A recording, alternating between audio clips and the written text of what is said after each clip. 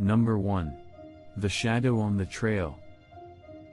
I love hiking on these trails alone at dawn.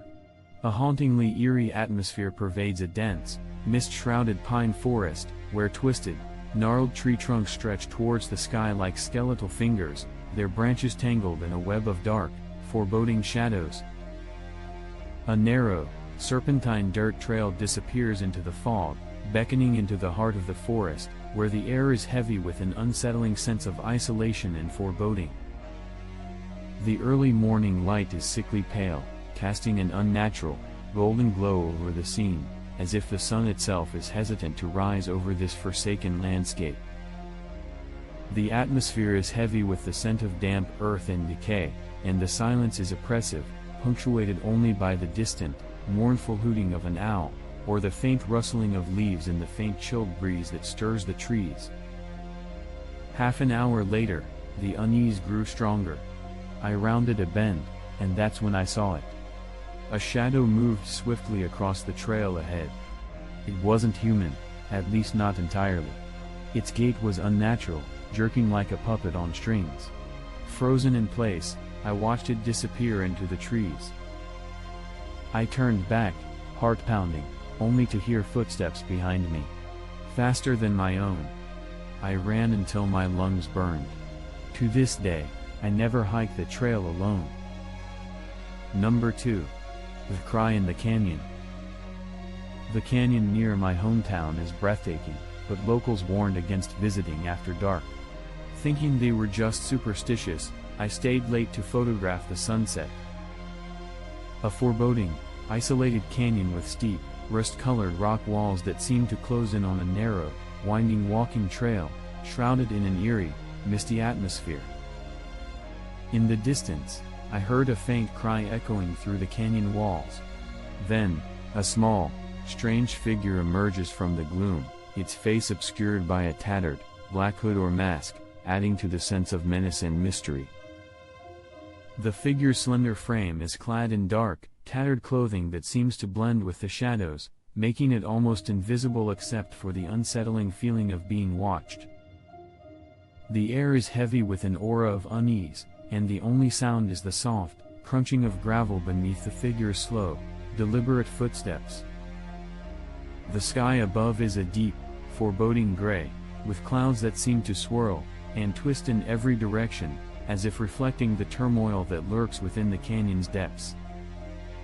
At first, I thought it was a trick of the wind, but the cry grew louder and desperate. It sounded like a child. Against my better judgment, I followed the sound deeper into the canyon. The cries led me to a narrow crevice, but when I called out, they stopped.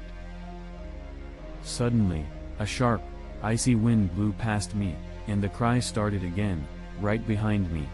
I turned, and for a moment, I saw a small figure standing in the fading light, its face obscured. I didn't stay to find out more. Number 3. The Lurker by the Lake. I was fishing alone at a secluded lake. The water was still, reflecting the fading light of the day. As I reeled in my line, I saw ripples disturb the surface about 20 feet away. It wasn't a fish. A shadow emerged, just beneath the water. At first, it looked like a large log, but then it moved against the current. I leaned closer to get a better look, and that's when it rose, a pale, distorted face breaking the surface, staring directly at me. I stumbled back, nearly falling into the water. When I looked again, it was gone, the lake perfectly still. I packed up and left, but even now, I can't fish without feeling that something might be watching me from beneath the surface. Number 4. The Whisper in the Field. The abandoned cornfield behind my childhood home always gave me the creeps. One evening, I dared myself to walk through it.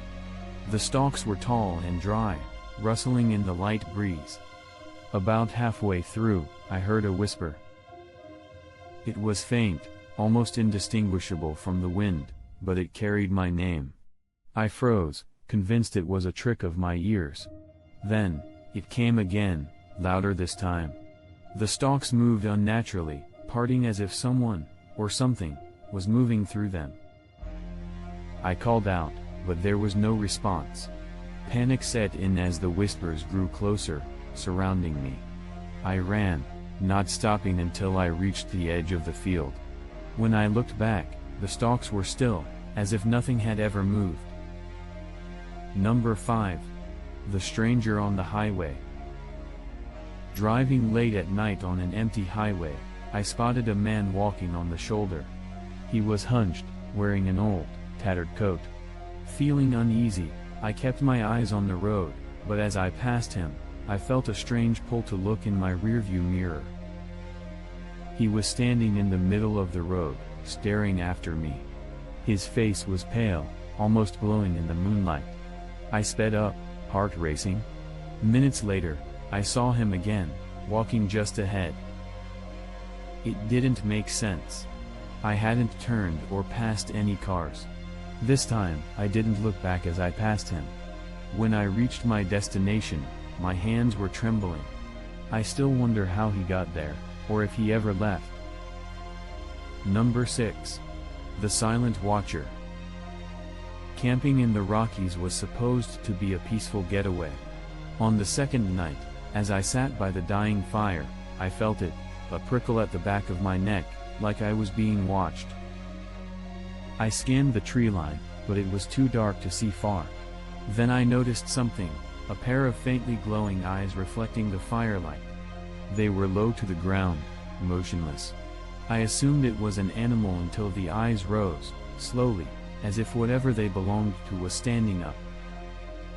I froze, too scared to move. The eyes stared for what felt like hours before they blinked and disappeared into the darkness. The rest of the night, I heard soft crunches of footsteps circling my campsite. By morning, there were no tracks. Number 7. The Ghost in the Fog. I was driving through a dense fog late at night, the kind where you can barely see a few feet ahead. Out of nowhere, a figure appeared in my headlights, a woman in a long dress, standing in the middle of the road. I slammed on the brakes, but by the time I stopped, she was gone. My heart raced as I scanned the road, stepping out of the car to check. The air was eerily still. As I turned to get back in, I caught a glimpse of her again, this time in my rearview mirror. She wasn't standing, she was sitting in the backseat. I spun around, but the seat was empty. Shaking, I drove away as fast as I could. Number 8. The Warning on the Trail. I went for an evening jog on my usual trail through the woods. The path was quiet, except for the occasional rustling of leaves. About a mile in, I noticed a wooden sign nailed to a tree. It wasn't there before. It read, "Turn back now." I thought it was a prank until I saw another sign a little further down, "You're not alone." My heart pounded as I picked up my pace. The signs kept appearing, each one more ominous than the last, "It's too late now." I heard twigs snapping behind me. I didn't look back, running as fast as I could until I reached the trailhead. When I turned, there were no signs, no sound, just the eerie quiet of the woods. Number 9. The Beach That Never Sleeps. Walking along a secluded beach at night, I noticed something strange. Every time I stopped, I heard footsteps behind me, soft and deliberate. I turned, but the shore was empty. Thinking it might be an echo, I continued, but the footsteps didn't match mine. They were slower, heavier. A sudden chill swept over me, though the air was warm. Then I saw them, faint impressions forming in the sand, as if invisible feet were walking toward me. I backed away, heart racing, but the prints kept coming. The ocean breeze carried a low whisper, too faint to understand. I ran until I reached my car, refusing to look back. Number 10. The Face in the Window. I was staying in a remote cabin, far from civilization. One night, as I sat by the fireplace, I glanced at the window and froze. A face stared back at me, pale, expressionless, with eyes that didn't seem human. I rushed to the door, but there was no one outside. The snow was untouched, no footprints anywhere. Shaken, I locked all the doors and tried to sleep.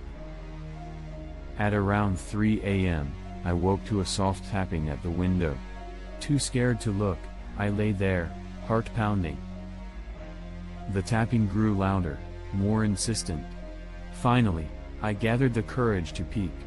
The face was there again, pressed against the glass, smiling. By morning, it was gone, but I left the cabin that day and never returned. Thank you for watching. If you enjoy true crime stories and chilling unsolved mysteries, be sure to like this video, leave a comment, and hit that subscribe button for more spine-tingling content.